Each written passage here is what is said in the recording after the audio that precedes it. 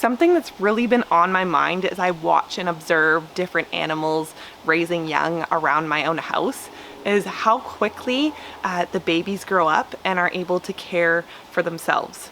So take a look at this photo. I've been watching some robins who have a nest and eggs that they've laid in that nest around my house, and it only takes 2 weeks from the time those eggs are laid for them to be incubated, for them to hatch, and for the babies to fledge or leave the nest.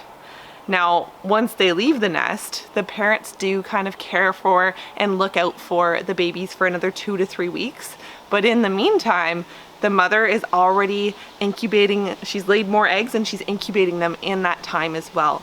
So a robin might lay 3 clutches or sort of batches of eggs in a season and raise 3 different clutches of young or babies and have them be grown to full adults by the end of the summer.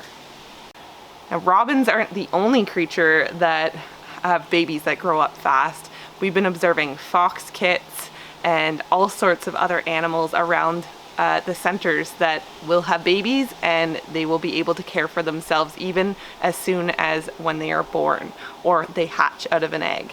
Think of a turtle, for example.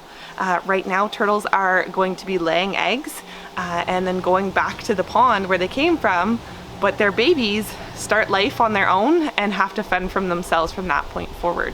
So I just think it's really interesting when you're comparing different animals and also animals to humans and how it takes different amounts of time for them to be ready to care for themselves or be out on their own. Another thing that I've been noticing, and maybe you've been noticing too, is that there are lots of animals that are maybe eating other animals. For example, I've found 3 turkey eggs in the last week within a couple meters of my property, my house. And so these turkey eggs, I'm assuming, were maybe taken by a predator and eaten for food. Now, this might be sad for the turkey and for all the other creatures that are maybe losing their babies at this time of the year to predators or animals that are trying to eat them. But just remember that all animals have babies to feed, and they need to be able to eat food so that they can care for their young or even produce babies and lay eggs. So although it might be hard to see, and you might think of the predators as the bad guys, those animals also do have babies that they need to be feeding as well. In this week's video, we will be answering a few of your questions, and we will also be talking to you about 2 other animals that we didn't have a chance to talk about in our last video. The American toad is one of the larger toads that we have. Sometimes we find them quite little, and this is quite a large one, so I would assume that it's heading off to go find itself a mate so that it can lay eggs and provide us with more toads. I just love the sound that they're singing for us and thought it was super exciting that we got to see one live today. Here you go, little buddy.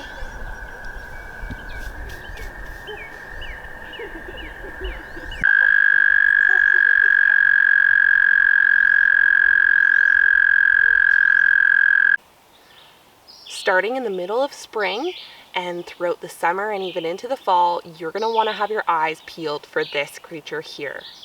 This is a turtle, and all turtles across the province of Ontario are now on the move, looking either for mates or also trying to find nesting grounds. I just happened to be in the right place at the right time today at the Bill Mason Center, and I heard some rustling in the forest as I was walking along one of the trails. And I paused to take a look and saw this beautiful Blanding's turtle walking through the forest, likely looking for a place to lay her eggs. Turtles are ectothermic. Sometimes we call it cold-blooded, and this means that they can't create their own body heat. They need to rely on the temperature outside to warm their bodies, and so often they'll do this by basking in the sun, just like these painted turtles are doing on this log.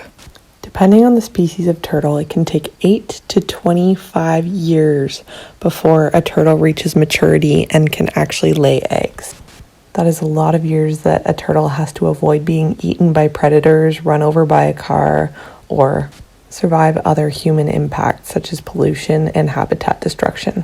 before they can actually lay eggs and maybe replace themselves in the population. Female turtles sometimes travel several kilometers in order to find a proper nesting spot. They will then dig a hole in the sand, soil, or loose gravel and lay their eggs. In the case of these snapping turtles, they might lay anywhere from 40 to 50 eggs at a time, which will hatch later in the fall, if they were lucky enough to escape predation of things like raccoons or foxes. After laying eggs, the mother covers them up and then returns to the water. She likely will never meet her offspring, and those little turtles depend on instincts and will fend for themselves from the time they hatch. Now, unfortunately, all 8 turtles in the province of Ontario and across Canada are now listed as a species at risk, including these blanding turtles. These days, there are so many roads around the province in comparison to 100 years ago. Turtles often get hit or run over by cars on their way to either a nesting site or to find a mate. Helping them cross roads is just one of the many ways that we can help protect and conserve these amazing creatures so that they can live and be around for generations to come. I'm going to take the opportunity to do a little demonstration for you if you were to have found a turtle like this on the road or on the side of the road. Often they will be coming up onto the roads to get from one place to another. Other times they might want to create their nest or excavate their nest in the soft gravel that's on either side of the road. And so if you were to find a turtle that, let's say, was crossing the trail or crossing the road and it was facing in this direction, you always want to make sure you move it in the direction that it was heading or facing. It knows where it wants to go, and if you turn around and put it in the other direction, it will try to cross the road again, and often turtles do get hit or run over by cars. This turtle was in fact facing this way and headed from the water into the forest. So I would pick it up carefully on both sides and move it across the trail and then set it down on the other side of the road safely. And it should continue going in that direction.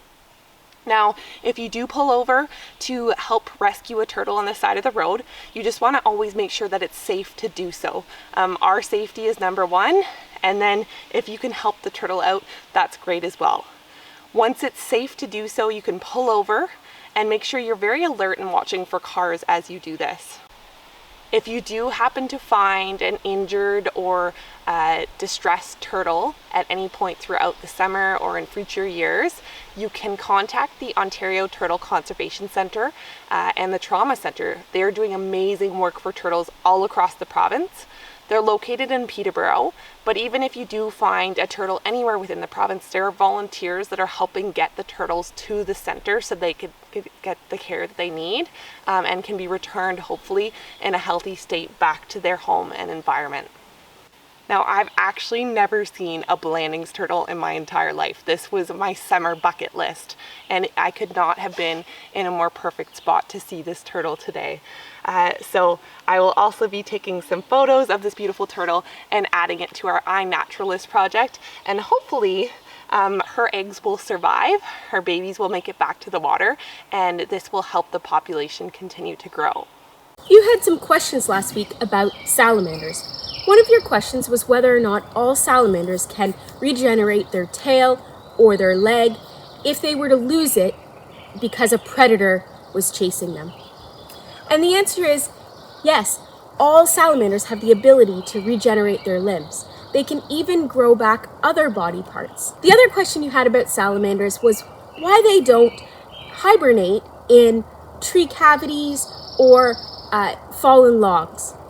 Now, salamanders can't survive freezing, so they need to go underneath the frost line. So they have to go deep in the earth in order to get underneath where the ground would freeze. And then they spend their winter brumating, which is kind of like hibernating, but they slow down their body. And that means that if the temperature warms during the winter, they might move around underneath the ground even. So they're not in a true hibernation. So that's why they can't hibernate up on the earth, because they would freeze to death. So we hope you enjoyed the follow-up video to our Animals in Spring. Again, we've only been able to touch on a fraction of the animals that live here within the Ottawa region. Our OCDSB's iNaturalist biodiversity project tells us that we have identified over 1,000 different species of plants, fungi, mammals, amphibians, and birds and insects across the school board region around the city of Ottawa.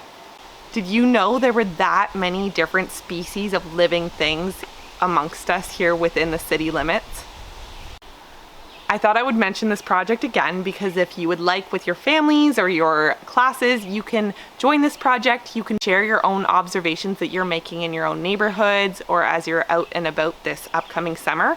But you can also go check out the page so that you can see just what kinds of animals, plants, and different living things that you might actually find here that you didn't know lived in this area. You'll see that there are many creatures that we haven't had a chance yet to talk about that do live here, and on that website you can learn a lot more about them and see where they're found within the city and within the school board region. We hope you join us in this upcoming week to talk about marsh monsters. Okay, they're not monsters, but all of the creatures that live within the pond. Now, you're probably already thinking of things like turtles, frogs, snakes, and maybe fish, other things that live in that habitat, but we're going to be looking at creatures that many of you have never seen before. We hope you enjoyed this week's video, and we look forward to seeing you again next week. In the meantime, we hope that you get outside, that you stay safe, and you enjoy this beautiful weather. Have a great week, everyone.